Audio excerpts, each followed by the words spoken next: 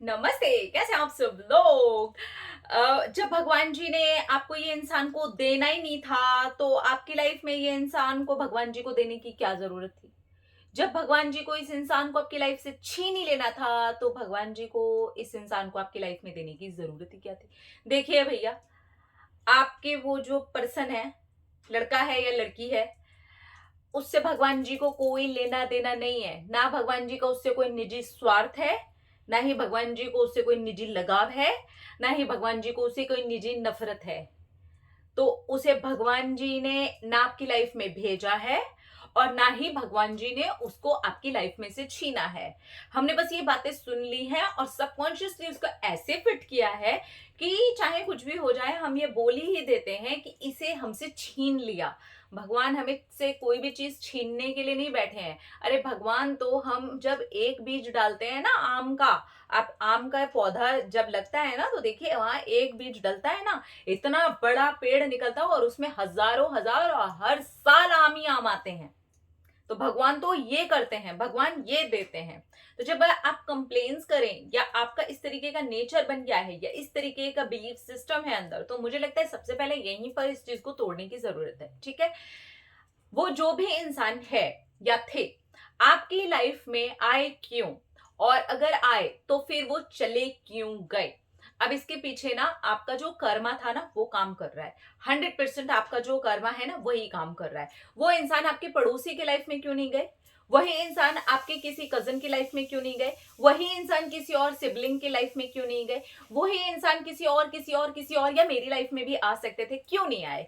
आपके साथ ही उनका टकराव क्यों हुआ, क्योंकि आप ही का लेन देन था और वो लेन देन करा उन्होंने और वो चले गए। अगर आपने इस बीच में कोई हीलिंग प्रोसेस या ऐसा कोई प्रोसेस या क्लिनजिंग प्रोसेस नहीं किया तो कोई बात नहीं, वो कर्मा वहां खत्म हुआ और वो चले गए उस कर्मा के भुगतान के बाद। ये बिल्कुल इतनी आसान और सिंपल सी चीज है। जब आप किसी दुकान पे जाते हैं, वहां पर आप पैसे देते हैं और भैया आपको कुछ भी वापस ना दे, आपने किसी चीज के लिए पैसे दिए हैं और वो भैया जो दुकान वाले भैया हैं, आप जहां से भी सामान खरीद रहे हैं, आपने किसी चीज के लिए पे कर दिया है और वहां से आपको सामान ना मिले तो आप क्या करेंगे, वहां तो आप शिकायत करेंगे और करना भी चाहिए। आप कहेंगे ना, यार सामान तो दो, ये क्या बात होती है, हमने पैसे किस चीज के लिए दिए हैं, सामान के लिए ही दिए हैं ना। यानी कि लेन देन की प्रक्रिया, वहां पर आपने पैसे दिए, उसके बदले में आपको सामान मिला। बिल्कुल ऐसे ही कर्मा है। आपने वो उस इंसान को दिया था, वो इंसान उस चीज का उतने समय तक करने के लिए भुगतान आया और वो भुगतान हो गया, चुकता हुआ और वो इंसान आपकी लाइफ में से निकल गया। अब यहाँ पर मैनिफेस्टेशन का रोल यहाँ पर ऐसे होता है, जब आप प्रॉपर उस चीज को हील करते हैं, यानी कि उस भुगतान में बिल्कुल वैसे ही है जैसे कि अगर दुकान वाले से आपने सामान लिया और सामान दिया, लेकिन अगर आप अच्छे टर्म्स बनाते हैं उस दुकान वाले के साथ में, तो अगर आपको रिप्लेस करवाना हो तो आप आराम से रिप्लेस करवा सकते हैं। थोड़ा बहुत उसके अंदर कुछ नुक्स निकल गए हों, आपको लगता है कि चीज खराब है या चीज गड़बड़ है, आप ऑनलाइन ले रहे हैं या ऑफलाइन ले रहे हैं, अगर आप वहां पर वो पॉलिसीज के अकॉर्डिंग चलते हैं और आपके जो टर्म्स हैं वो लगातार अच्छे बने रहते हैं, तो फिर यहाँ पर आपका ये जो आदान प्रदान है ये बहुत लंबे समय तक चलता है। लेकिन अगर पहली बार में ही वो भैया देगा नहीं, गलत हो जाएगी चीज, आप भी चिल्लम चिल्ली कर देंगे, वो भी चिल्लम चिल्ली कर देंगे, उसके बाद में वो रिश्ते भी खराब हो जाएंगे। बहुत बार ऐसा होता है कि हम बहुत सारी जगह पर इस तरीके की चीजों को एक्सपीरियंस करते हैं। तो यहीं से हमें अपने कार्मिक चीजों को भी समझने की बहुत ज्यादा जरूरत है। ना भगवान जी ने उसको इस तरीके से भेजा है, वो हमारे कर्म के अकॉर्डिंग आया, ना ही भगवान जी ने उससे हमें छीना है, वो अपने कर्म के अकॉर्डिंग गया। तो वो कर्म के अकॉर्डिंग जो थी वो चीजें हुई। अब इस बीच में हम कितना किस लेवल पे जाकर के मेंटेन करते हैं, पॉजिटिव रहते हैं, अच्छा सोचते हैं, अच्छा फील करते हैं, अच्छी चीजों को बरकरार करते हैं और थोड़ा सा लंबे समय के लिए उसको करते हैं। तो जब आप लंबे समय तक करते हैं और किसी दुकानदार के साथ अपने टर्म्स अच्छे होने पर चीजों को ऊपर नीचे करते हैं और लंबे सालों साल तक आपके जो उससे टर्म्स होते हैं वो बने रहते हैं, वो इसीलिए बने रहते हैं क्योंकि आपने उस चीज को बरकरार रखा, तो उन्होंने भी आपके साथ उसी चीज को बरकरार रखने की पूरी पूरी कोशिश की है।